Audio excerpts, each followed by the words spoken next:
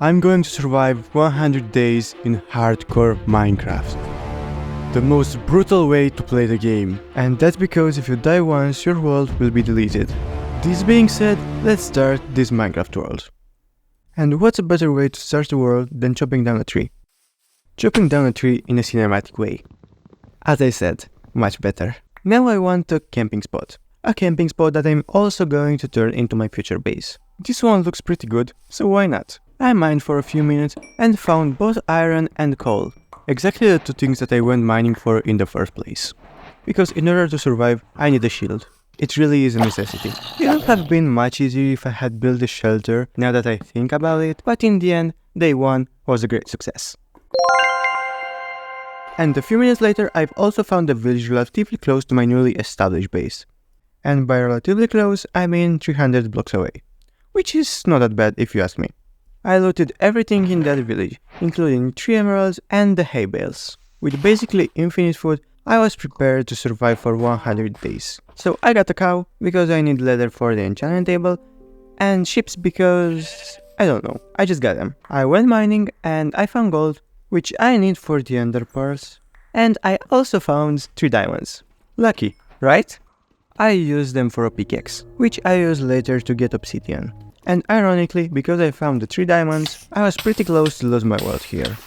I was just trying to check what is burning down under the lava. But anyway, I got home and built another portal. And I also got a few more obsidian blocks for the enchantment table.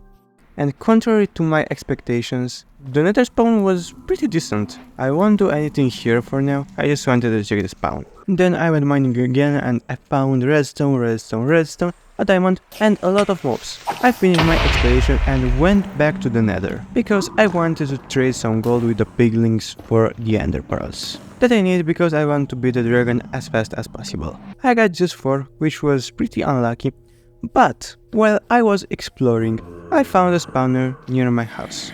Base, I mean. Camping spot, because I don't even have walls. But you know what I have? A zombie spawner, which I turned later into an XP farm.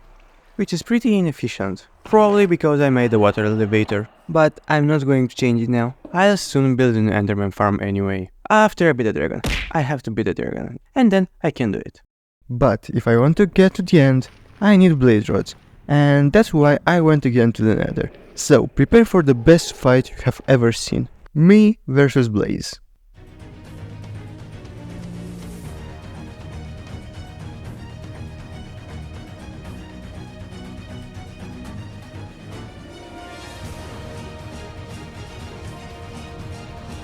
Yeah, after I noticed how much damage they do, I built a mini blaze farm. It was the safest way. And after this, somehow found my way home, where I encountered a small inconvenience. My cows produced an inhuman amount of lag, so I had to get rid of them. I got 42 pieces of leather, so I think that it's enough for an enchantment table. That I want because I don't want surprises during the dragon fight. As you can see, the enchants I got are pretty decent, especially on the diamond boots. But can't complain about the pickaxe either. Pickaxe that I went mining with. And because it has silver, I kept every single diamond ore until I got version on a pickaxe. And that took a long time because this mob spawner is extremely slow and inefficient. You have no idea how excited I am to build the enderman farm. I fed the cows in order to get to level 30 and then got the fortune 3 enchant on the pickaxe. So let's see how many diamonds I get from the 11 ore blocks that I have. 22, I mean, I can't complain, I got double the diamonds that I had.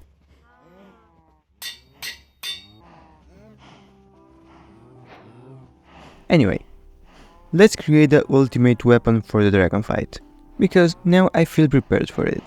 I also have everything I need for this fight, so prepare for the adventure. Apparently, the stronghold is somewhere under the ocean, but if this wasn't enough for you, it is also close to an ocean monument, and that means that I'm going to get mining fatigue. Perfect! But don't let this distract you from the fact that I found the stronghold. I actually found it by mistake. I dig a hole somewhere and because it was nothing there, I tried to go to the surface. But I accidentally got into the stronghold. Can't complain about it. And I'm not exaggerating when I say that I spent half an hour there trying to find the portal, which I also found by mistake. Well, kind of. I dig a hole randomly, and apparently it was the portal room. But it was exactly above the lava pit. And if you think that I was lucky because I found it, I have never found an end portal with 0 eyes on it. What I say, I have never even seen one. Anyway, let's start the dragon fight. I built a stone platform in order to get to the main island. But, you know what is better than fighting the Ender Dragon? Fighting the Ender Dragon in a cinematic way. Enjoy!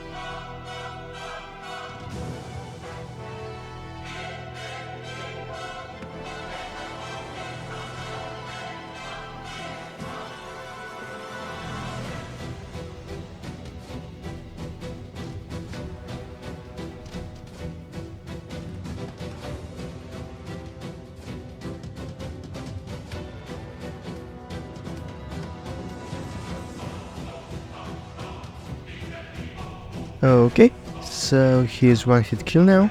This fight was easier than I expected. Maybe because I was over-prepared. I think I missed a little bit of XP because I remember that the dragon gives you 63 levels or somewhere around there, and I only have 58. But the level is irrelevant anyway, because soon I'll build the Enderman farm that I was talking about. But until then, I want to get the most OP item in this game, the Elytra. So I went to the portal and with this got to the Farlands. I killed my PC by changing the render distance to 32 and there was not even a single entity in my sight. I traveled randomly for 10 to 20 minutes and finally found an entity. Actually, I found 2, but only one of them has a spaceship. So I went to the one that does and looted everything I could. And by this I mean some diamond items, but the main attraction is the Elytra that is on that ship. So let's go there. I did a risky thing, but it was a calculated risk. I mean, if it was for me to fall, I would have used the ender portal. But I didn't, and I got to the ship, where I found the shulker, some diamond items, but I only care about the Elytra. Because with it I'll be able to loot even more entities. And that's what I did. So pay attention because I'll find 3 important items for this world. One of them is in this city, and it is important because I'm dumb. I'm obviously talking about this chestplate, and I thought that this chestplate has Curse of Vanishing. You probably guessed what I did. Anyway, in the next city I found an item even more important than the chestplate. The item that is the hero of this episode. Also, a shulker that didn't drop his shulk. What's the shulker shell drop chance? I bet it's geometrically small. And another Elytra. But the hero of this episode is this shovel with mending. You'll see why later. But before you see it, watch me fight this shulker box that didn't drop his shell by the way, and witness the best sword that you're ever going to get as loot. In the second chest there was nothing though.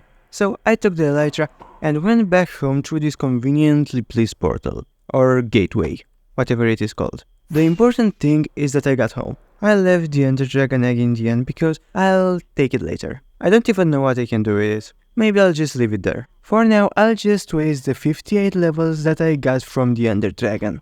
I said waste because this is literally what I did. And then regretted it because I needed a fishing rod for the name tag. I mean the name tag that I'm going to use on the Endermite at the Enderman farm. But not everything I did from this point was pointless. And by this, I mean that I hired 2 villagers. This would have not been a difficult work, but I ran out of iron, and only has rails for a few blocks. But when times get tough, you have to adapt. So I hired them with a boat. I had so much fun sailing this boat through nether. I mean, am I sailing it? It looks like driving, I don't know, it's confusing. The idea is that I had fun.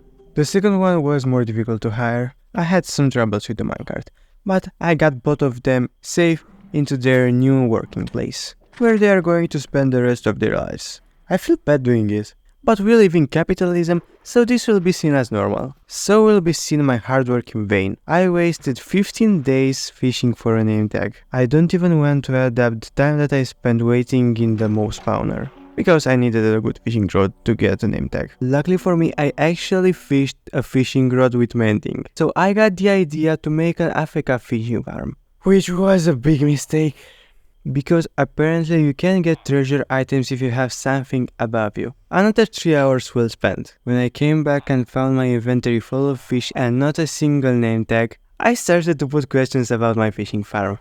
That's why I put effort into the villager farm, and after this started my base.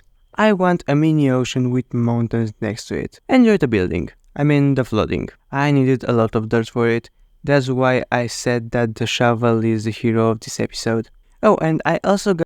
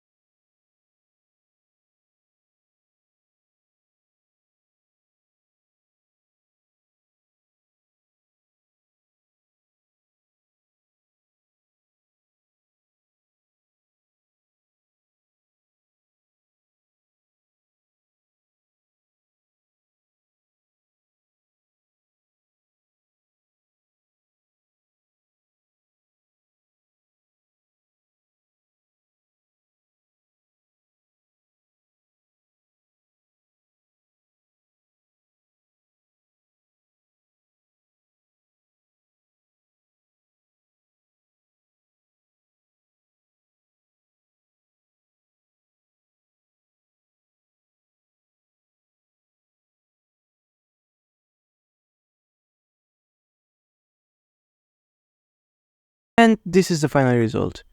Looking to it now, it's a bit smaller than I wanted it to be, so I'll make it bigger in the next episode, because this is what I did in the first 100 days. Oh, and there it is, the pillager assault. I couldn't interrupt the time-lapse. I triggered the ride by mistake, as you can see here. I wanted to cancel it for a second, but I'm glad I didn't. Because of it, I got not 1, not 2, but 4 totems of undying. And not only this, I also got the hero of the village effect. So this means that I don't have to pay taxes. Well, kind of. I get the items with a discount. But trading tax-free sounds more like a capitalistic paradise. I got a lot of emeralds by trading potatoes.